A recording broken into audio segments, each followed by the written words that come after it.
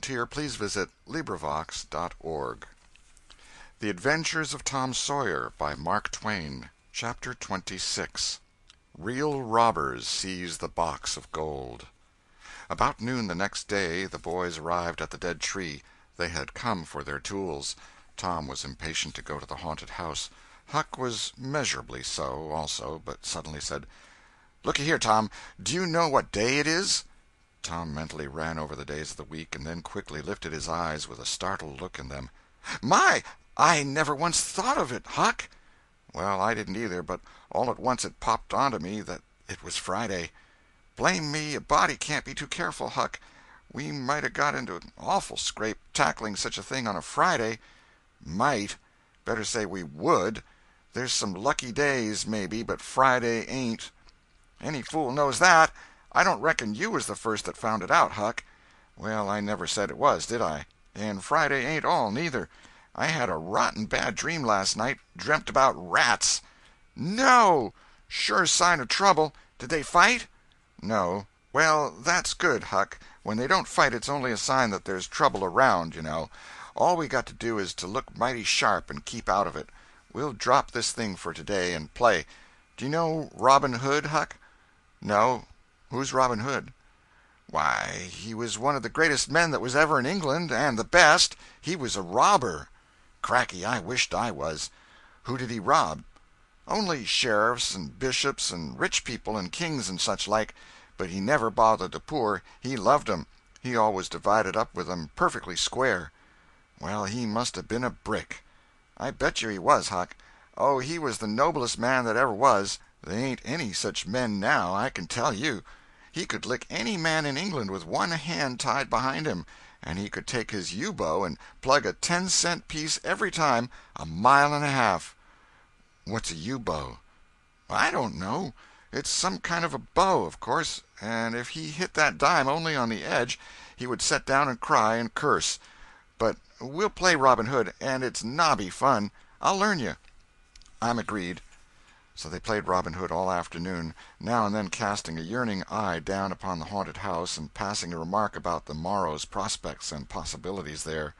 As the sun began to sink into the west, they took their way homeward athwart the long shadows of the trees, and soon were buried from sight in the forests of Cardiff Hill. On Saturday, shortly after noon, the boys were at the dead tree again. They had a smoke and a chat in the shade, and then dug a little in their last hole, not with great hope, but merely because Tom said there were so many cases where people had given up a treasure after getting down within 6 inches of it, and then somebody else had come along and turned it up with a single thrust of a shovel. The thing failed this time, however, so the boys shouldered their tools and went away feeling that they had not trifled with fortune, but had fulfilled all the requirements that belonged to the business of treasure hunting. When they reached the haunted house there was something so weird and grisly about the dead silence that reigned there under the baking sun, and something so depressing about the loneliness and desolation of the place, that they were afraid, for a moment, to venture in. Then they crept to the door and took a trembling peep.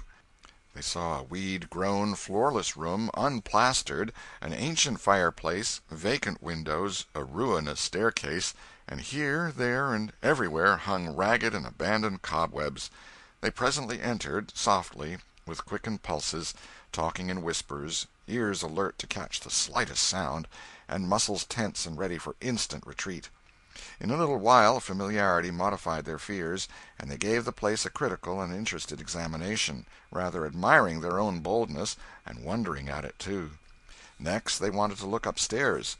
This was something like cutting off the retreat. But they got to daring each other, and of course there could be but one result. They threw their tools into a corner and made the ascent.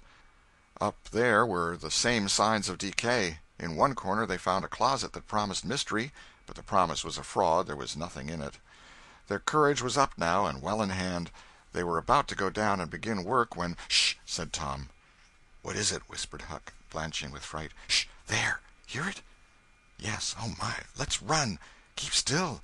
Don't you budge! They're coming right toward the door." The boys stretched themselves upon the floor with their eyes to knot-holes in the planking, and lay waiting in a misery of fear. "They've stopped! No, coming! Here they are! Don't whisper another word, Huck! My goodness, I wish I was out of this." 2 men entered. Each boy said to himself, "There's the old deaf and dumb Spaniard that's been about town once or twice lately. Never saw t'other man before." T'other was a ragged, unkempt creature with nothing very pleasant in his face. The Spaniard was wrapped in a serape. He had bushy white whiskers, long white hair flowed from under his sombrero, and he wore green goggles. When they came in, T'other was talking in a low voice. They sat down on the ground, facing the door, with their backs to the wall, and the speaker continued his remarks. His manner became less guarded and his words more distinct as he proceeded. "No," said he, "I've thought it all over, and I don't like it. It's dangerous." "Dangerous?" grunted the deaf and dumb Spaniard, to the vast surprise of the boys. "Milksop!" This voice made the boys gasp and quake. It was Injun Joe's. There was silence for some time. Then Joe said, "What's any more dangerous than that job up yonder? But nothing's come of it." "That's different. Away up the river so, and not another house about. 'Twon't ever be known that we tried, anyway, long as we didn't succeed." "Well, what's more dangerous than coming here in the daytime? Anybody would suspicion us that saw us." "I know that. But there warn't any other places handy after that fool of a job. I want to quit this shanty. I wanted to yesterday, only it weren't any use trying to stir out of here with those infernal boys playing over there on the hill right in full view." Those infernal boys quaked again under the inspiration of this remark, and thought how lucky it was that they had remembered it was Friday and concluded to wait a day. They wished in their hearts they had waited a year. The 2 men got out some food and made a luncheon. After a long and thoughtful silence, Injun Joe said, "Look here, lad, you go back up the river where you belong. Wait there till you hear from me. I'll take the chances on dropping into this town just once more for a look. We'll do that dangerous job after I've spied around a little and think things look well for it. Then for Texas. We'll leg it together." This was satisfactory. Both men presently fell to yawning, and Injun Joe said, "I'm dead for sleep. It's your turn to watch." He curled down into the weeds, and soon began to snore. His comrade stirred him once or twice, and he became quiet.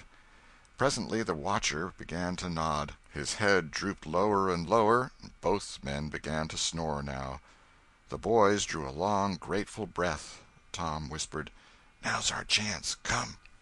Huck said, "I can't. I'd die if they was to wake." Tom urged. Huck held back. At last Tom rose slowly and softly and started alone. But the first step he made wrung such a hideous creak from the crazy floor that he sank down almost dead with fright. He never made a second attempt. The boys lay there counting the dragging moments till it seemed to them that time must be done and eternity growing gray. And then they were grateful to note that at last the sun was setting. Now one snore ceased.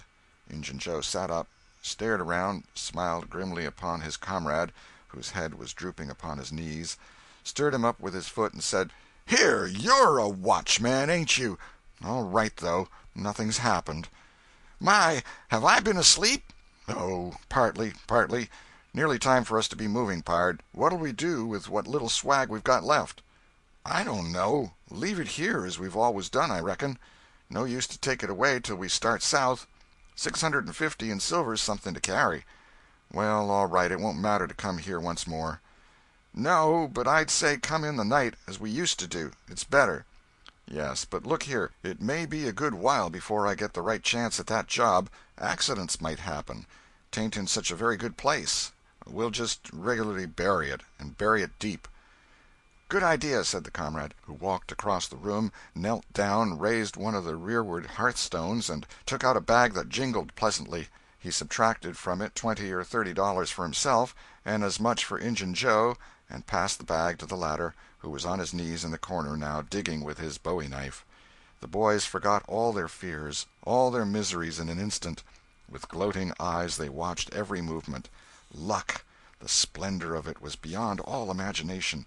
$600 was money enough to make half a dozen boys rich. Here was treasure hunting under the happiest auspices. There would not be any bothersome uncertainty as to where to dig. They nudged each other every moment, eloquent nudges and easily understood, for they simply meant, "Oh, but ain't you glad now we're here?" Joe's knife struck upon something. "Hello," he said. "What is it?" said his comrade. "Half-rotten plank. No, it's a box, I believe. Here, bear a hand and we'll see what it's here for. Never mind, I've broke a hole." He reached his hand in and drew it out. "Man, it's money!" The two men examined the handful of coins. They were gold. The boys above were as excited as themselves, and as delighted. Joe's comrade said, "We'll make quick work of this. There's an old rusty pick over amongst the weeds in the corner the other side of the fireplace. I saw it a minute ago." He ran and brought the boys' pick and shovel. Injun Joe took the pick, looked it over critically, shook his head, muttered something to himself, and then began to use it. The box was soon unearthed. It was not very large. It was iron-bound, and had been very strong before the slow years had injured it. The men contemplated the treasure a while in blissful silence. "Pard, there's thousands of dollars here," said Injun Joe. "'Twas always said that Murrell's gang used to be around here one summer," the stranger observed. "I know it," said Injun Joe, "and this looks like it, I should say. Now you won't need to do that job." The half-breed frowned. Said he, "You don't know me. Least you don't know all about that thing. 'Tain't robbery altogether, it's revenge." And a wicked light flamed in his eyes. "I'll need your help in it. When it's finished, then Texas. Go home to your Nance and your kids and stand by till you hear from me." "Well, if you say so. What'll we do with this? Bury it again?" "Yes." Ravishing delight overhead. "No, by the great Sachem, no!" Profound distress overhead. "I'd nearly forgot. That pick had fresh earth on it." The boys were sick with terror in a moment. "What business has a pick and a shovel here? What business with fresh earth on them? Who brought them here? And where are they gone? Have you heard anybody? Seen anybody?" "What, bury it again and leave them to come and see the ground disturbed? Not exactly, not exactly. We'll take it to my den." "Why, of course. Might have thought of that before. You mean number 1? "No, number 2, under the cross. The other place is bad, too common." "All right. It's nearly dark enough to start." Injun Joe got up and went about from window to window, cautiously peeping out. Presently he said, "Who could have brought those tools here? Do you reckon they can be upstairs?" The boys' breath forsook them. Injun Joe put his hand on his knife, halted a moment, undecided, and then turned toward the stairway. The boys thought of the closet, but their strength was gone. The steps came creaking up the stairs. The intolerable distress of the situation woke the stricken resolution of the lads.